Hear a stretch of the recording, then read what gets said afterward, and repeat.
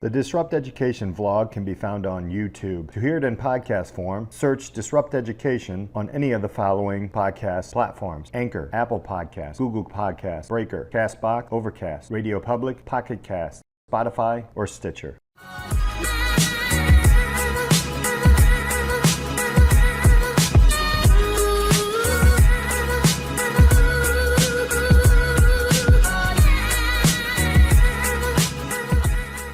Welcome to Disrupt Education. I'm Peter Hostrasser. Thank you all so much for being here. Don't forget to check out theunlearningcoach.com. I love to help people unlearn. I have a founder, technologist, just some crazy, awesome things going on with project-based learning, having students own their work. We're going to unpack that. But Jackie, thank you so much for being here. Thank you for having us. Tell us a little bit. That was a very brief introduction. Tell us a little bit about who you are and what you're doing these days around education. All right. Well, I'm Jacqueline Evanecz. Thank you so much for having me, Peter. I'm a former teacher, K-12. I taught the gamut, everything from grade 1 to grade 12. And now I'm the founder of Spindle. And what we do with Spindle is we help students grades 3 to 12 manage and navigate their real-world projects. As a teacher turned entrepreneur, I'm using my years of experience to create a peer network for students. And after spending years in the classroom, I've seen how transformative learning can be when students truly take the reins. So my mission is to support these teachers and the work they are doing to foster self-directed learners in their classrooms. What type of student were you through your K through 12, K through 16, and beyond years? So I always love learning. Even today as an entrepreneur, I consider myself a daily student. I'm taking notes, expanding my knowledge, but all for a purpose of applying it to something that matters to me, which brings me to why I really didn't care for school. I was always tasked with remote regurgitation, cookie cutter jobs in the classroom, and then labeled a B student at best. And that's just because I'm a creative soul. Like, I didn't fit the mold. I was bored. But all this, it just weighed on my confidence, my ability to even put myself out there and to try as a student. Like, the fear or anxiety that envelopes a grade is very real. It's a very real thing for a student. And when I look back now on that timid little girl, knowing what I know now about the skills that I have that are truly important in the modern workplace, the ones that actually make you a good student or a colleague or an employee, I would just tell my young self, like, let it go. The fear, the anxiety, and that school experience that I had was really just a hoop that I had to jump through to get to my real learning curve, which is what I'm experiencing now. And that experience as a student really fueled my career as a teacher, and also why I got into teaching in the first place, was just to change that narrative for all my students. This is going to be part of the story. I know it. There are these moments in the classroom. I have them. I know a lot of other educators have them, where you're just like, what are we doing here? And there had to be this grind, this I got to change this. And then there was a point of you hit the wall and you're like, all right, I'm done. I'm going out. Do you want to describe that journey a little bit? Yeah, I mean, the grind was within the classroom with my 25 or whatever students, but it was also within the walls of the school itself and my staff. So I'll talk to both grinds. I'll start with the classroom. I always saw my value as a teacher was helping my students find and hone their value. And that's always the lens that I walked into the classroom with. And if I could, wrap curriculum up in that somehow, that's what I did. But in order to do this style of learning, I had to personalize it for my kids, and it had to be owned by them. So, like, for example, like one of the projects I ran in my grade 6 class was a financial literacy unit. So it was their first sale. Their job was to innovate a product or service that mattered to them, sell it, and then donate proceeds to a cause in their community that they cared about. It covered all the core content: math, ELA, social studies, etc. But You have Matt in one corner, he's designing an app that turns off your phone in social situations because he was really tired of his friends all being on their phones, really bugged him. And then you have Mia over here, and she really loves doodling. And so she's like, I'm going to create a doodle how to, to help other students with their stress. These kids they're so capable. Like when you see this, they're so capable, they're curious, they're highly motivated, and it's just because they care. They also know things you don't. And so when you run a project like this, you quickly see your role. You're like, okay, wait a minute. Like, I'm not just their teacher anymore. I'm their co-learner. I have something to take away from this as well. And of course, the style of learning, I don't know what in here in Canada, we call it inquiry-based, but I know there's all these buzzwords, PBL, STEAM, it's all student-led. It's all chaotic. That's the inside classroom challenge. It's chaotic.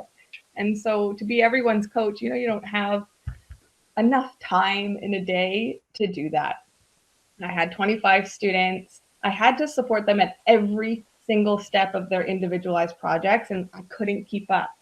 And there's so much talk. This is what takes me out of the classroom and into the staff room space. So, and it's also why I moved schools around. I moved to like 7 different schools within 7 years. Like I was so restless and trying to spread the word of, hey, like if you do this for your kids, this is what comes out of it, and it's absolutely amazing. But the talk is like why this century's intended curriculum is actually not the implemented curriculum as a whole. And this criticism lands so heavily on the shoulders of teachers, and myself included.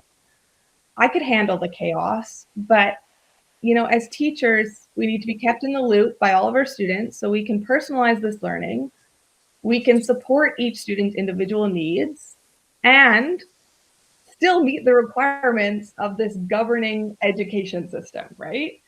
And so for me, that B student who is bored, who is a little bit of a daredevil, the requirements of the governing education system weren't that important to me as valuing a student's value. And so I made a choice, right? I made a choice to say, hey, I'm going down this path, and hopefully I can wrap it up in curriculum and, get all the documentation and data I need to make a case for it. So I did put this intrinsic motivation, collaboration, and curiosity as the forefront of my teaching goals, always. And I did fall short in the documentation of their skills, their actual growth. I did. And I kind of felt like I lost. Every day I felt like, okay, I'm failing a little bit here in my job. And that leads to burnout. It just does, because you feel like, you're maybe fully meeting your students' needs, but you're not hitting the mark of your school. And I ended up designing my parent-teacher interviews and report cards around anecdotal notes, these forced digital portfolio entries, student conferences. It was super disjointed. I had very disjointed proof of what I wanted to assess for them. And it wasn't for a lack of work ethic or determination. It was just like a lack of time. I had these 25 students. They all have these meaningful interactions, 25 different processes to learn, of learning to document. And then you multiply that by different projects. So like, unless I clone myself, I just wasn't going to be successful. But then I circled back and I said, ultimately, I don't want to manage their process, and I shouldn't have to, and I shouldn't. I want them to manage it on their own. I want them to flex those like SEL, those self-monitoring skills themselves on the daily. And then that brought me to Spindle. That brought me to leave the classroom and take on a bigger challenge. Yeah, the one thing that I heard you say that really relates to me, the big thing is moving schools. I think a lot of teachers like I've searched, I'm in my 4th different school as well.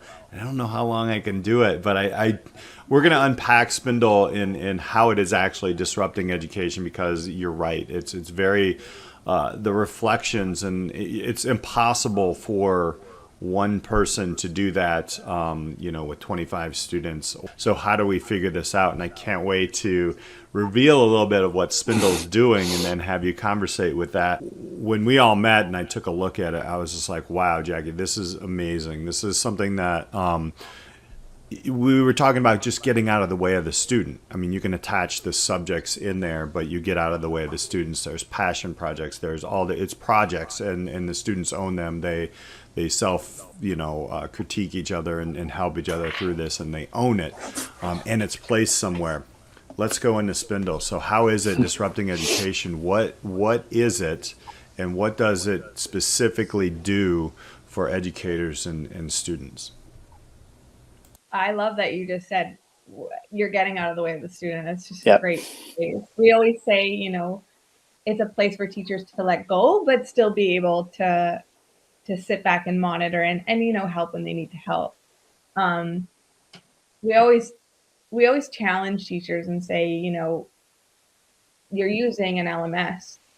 These kids don't need another system to be managed by their teacher, right? They don't. What we're doing with these LMSs is we're layering on top of this old school Turnitin, submit to teacher assignment models that we already have in our classroom. For final submissions, yes, these LMSs make sense. They have their place. But for supporting student learning, like the actual learning, they are sending the complete wrong message.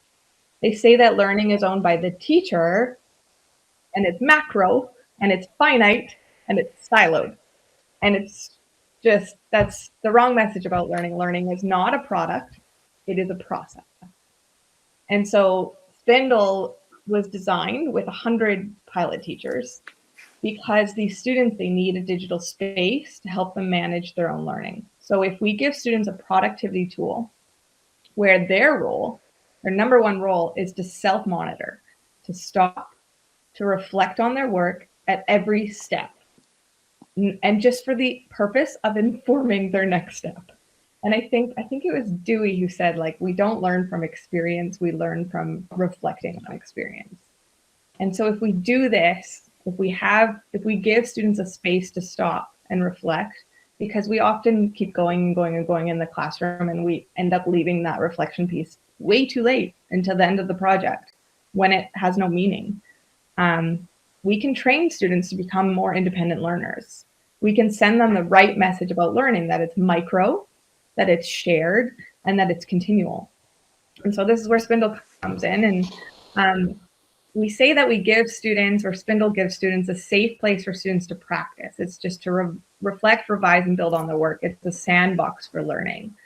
Students share their work to a peer feed at every step in their projects to get the feedback, insight, and inspiration that they need when they need it in order to move forward. And what our students are saying after piloting with, now we're in 16 schools and we're almost up to 500 teachers, is that Spindle helped them understand their learning progress, what they needed to work on, and what they did well. And we actually had a grade 4 student give us a quote saying, "It helps me learn how to learn." And like, that is what it does in a nutshell. And it's fantastic that even a grade 4 could identify that. And according to Forbes, learnability is the number one skill needed to succeed in this workplace. So that's the way we need to go with education and with our systems. And then there's this other layer that, because Spindle's safe, students never lose ownership of their work. They're not submitting to be graded. Students are actually showing up. So one of our schools said during the pandemic, where work wasn't showing up anywhere, it was showing up on Spindle. Like, I think there's so much power in that, if we have a product that's no longer asking our students to get in the teacher's corner, but we have a tool that allows the teachers to get into every student's corner, there's a lot of power in that. It may seem small when you go look at it, but once it's being used, like, you get it. The kids get it, the teachers get it. We're changing the narrative. When you do get out of the way of the student and you learn from the student, you really see who that person. And I'm glad you mentioned SEL in there, because there is SEL components to this. It's teaching the students how to become aware, self-aware, and understand, empathetic, and see what other people are doing as well. And it just becomes this non-aggressive ranking crazy system that we have, and it becomes a system where people we're people, we're humans, we're all learning. And it's kind of like the cohort based, except it's an entire class. I wanted to kind of ask a little bit then into deeper. When does Spindle start? I mean, can you start it as a kindergarten, a third grader, a 10th grade? Obviously, you mentioned a fourth grader here. So I like earlier the better. So unpack, like, what does it look like in your experiences with these schools and educators at different levels? Right. Well, I mean, my first job was grade 1 teacher. So ultimately, I'd love for it to go down to that grade level. We're not there yet as a company, but we do have 2 classrooms that are on as young as grade 2. And the teachers have said it's been very successful, and actually got one of her students to teach it to the rest of the class. So she said the reason she loves it is it's not robust, it's accessible. My kids could jump on and start their project that day. It's so simple. Like, it's just, we're teachers, right? And so, like, if I have to, I'm actually not great with tech, surprisingly. Don't read into that too much. But if I don't understand how a product works in 5 minutes, I am the one who's like, the monkey at the keyboard slapping it and then throwing my computer against the wall. I have no clue. So I'm like, this thing has to be super simple. And so, yeah, it seems to work with grade 2 to 3 level. So we're excited about that.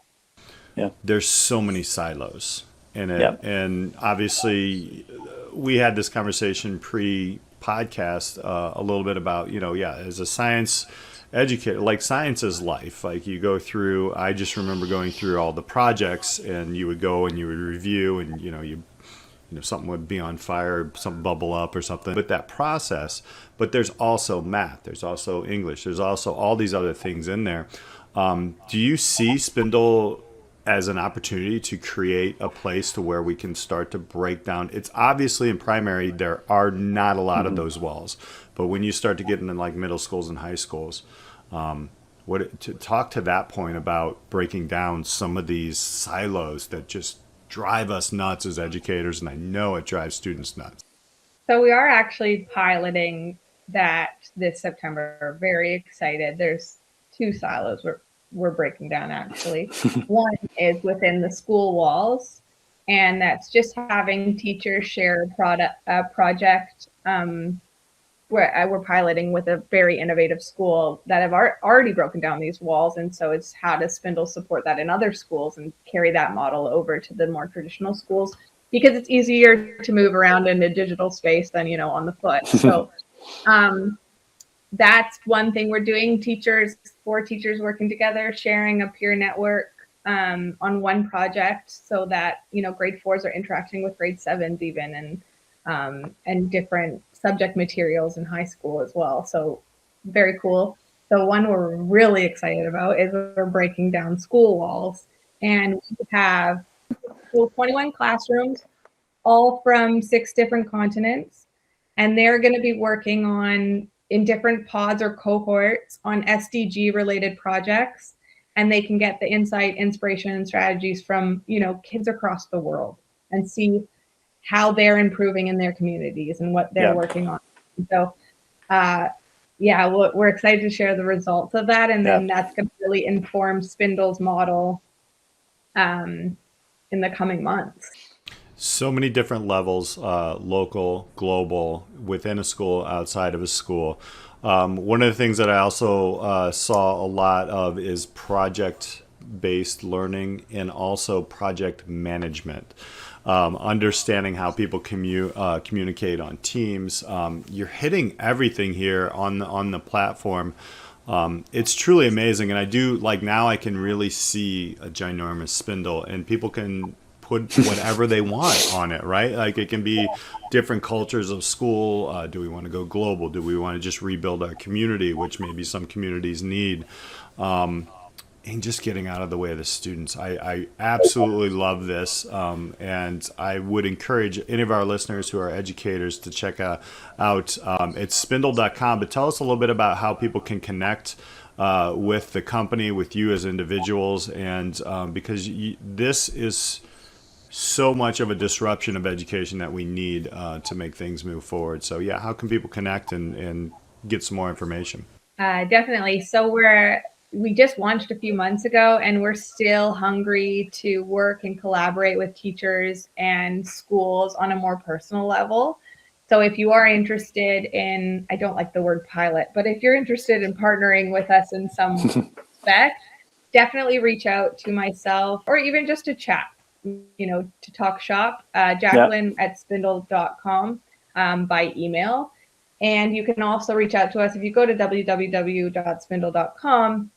You can reach out to us on our contact form, and if there's interest in your school or for yourself, Spindles has a freemium model, so you can sign up for yourself, check it out, move through it, and if you need any help, reach out to one of us as well. Getting out of the way of students, helping students share their values, show their values, and just learn as a community rather than individuals is what Spindle's all about. Thank you all for listening. Until next time, we'll see you on Disrupt Education.